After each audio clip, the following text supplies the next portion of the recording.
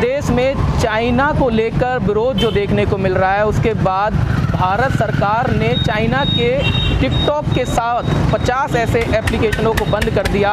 हालांकि लगातार जो सवाल उठ रहे हैं उसमें कहा जा रहा है कि क्या सिर्फ एप्लीकेशन को बंद करने से चाइना को जवाब दिया जा सकता है। ऐसे में आज हम धरातल पर उतरे हैं और ज़मीनी हकीकत जानने के लिए कोशिश करेंगे कि क्या सिर्फ एप्लीकेशन को बंद करने से चाइनीज़ का जो बहिष्कार करने की पूरे देश में बात हो रही थी, क्या वो बहिष्कार वाकई में किया जा सकता है। क्योंकि पूरे बाज़ार में कहीं ना कहीं चाइनीज़ प्रोडक्ट हमारे आसपास मौजूद होते हैं, जिनका हम पूरे दिन इस्तेमाल करते हैं और वो पूरे जो भारत है उसमें हर बाज़ारों में फैला हुआ है।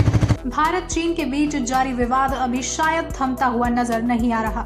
चीन की ओर से की गई नापाक हरकतों से लोगों में चीन के प्रति रोष बढ़ता जा रहा है।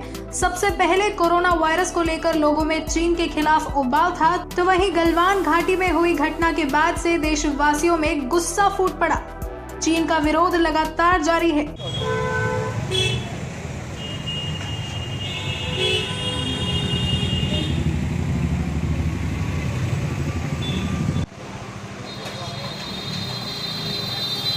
लोगों ने चीन से आने वाले सामान का बहिष्कार करने के नारे लगाए, लेकिन चीनी सामान का बहिष्कार करना इतना आसान नहीं होगा। बाजारों में चारों तरफ चीनी आइटम्स उपलब्ध हैं। बाजारों में हर तरफ चीन में बनने वाले और भारत के बाजारों में पहुंचने वाले इलेक्ट्रॉनिक उपकरण चारों तरफ सजे हुए नजर आते हैं।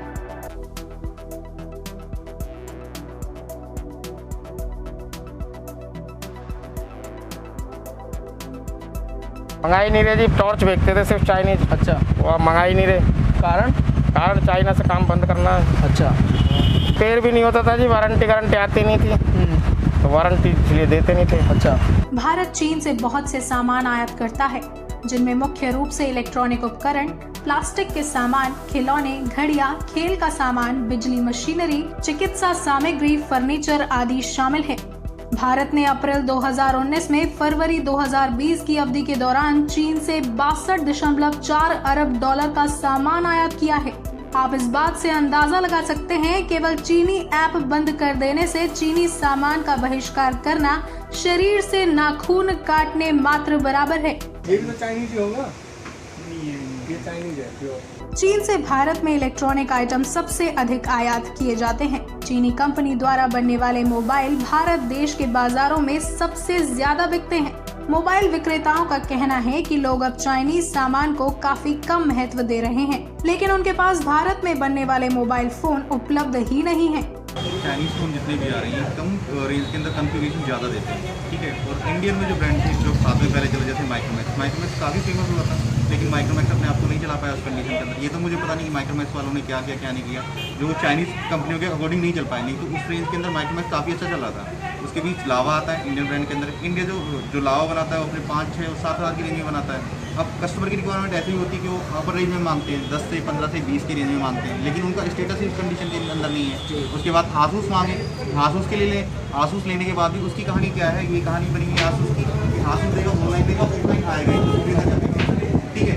अगर गवर्नमेंट इस कंडीशन में आती है कि हमें इंडियन ब्रांड देता है तो हम भी चाहते हैं इंडिया का नाम हो, तो इंडिया के नाम को इसको ज़्यादा जो चीनी सामान के विरोध के सुर तो काफी गूंजे, लेकिन हकीकत में चीनी सामान का विरोध इतना आसान नहीं है।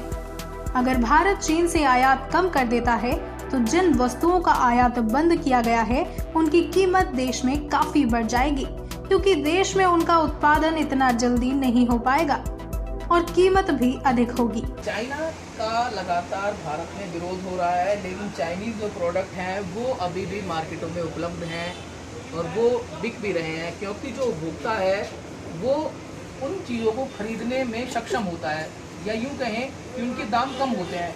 हमारे साथ जो विक्रेता हैं वो बता रहे हैं कि आखिर दूसरे प्रोडक्ट से चाइनीज़ माल कितना सस्ता होता है।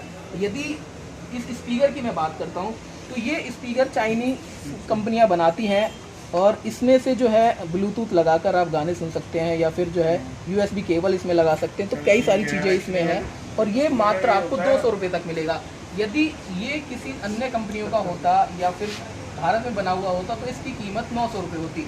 तो ऐसे में जब ये सस्ते होते हैं तो लोग इनको जल्दी पकड़ते हैं। Yes. तो ऐसे में कैसे विरोध होगा चीनी सामान का और चीन का? बस ये अगर हमारे प्रोडक्ट चीपेस्ट भी हो और क्वालिटी वाइज भी सही हो तो ऐसे विरोध हो सकता है। चीन की कई वस्तुएं भारत में बहुत सस्ते दामों पर मिलती हैं, जिससे देश में मध्यम वर्ग को फायदा होता है।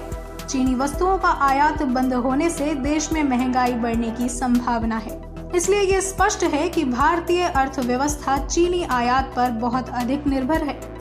तो आप अंदाजा लगा सकते हैं कि यदि चीनी सामान पर रोक लगानी है तो सरकार को देश में इन सभी उत्पादकों को बनाने के लिए रणनीति तैयार करनी होगी।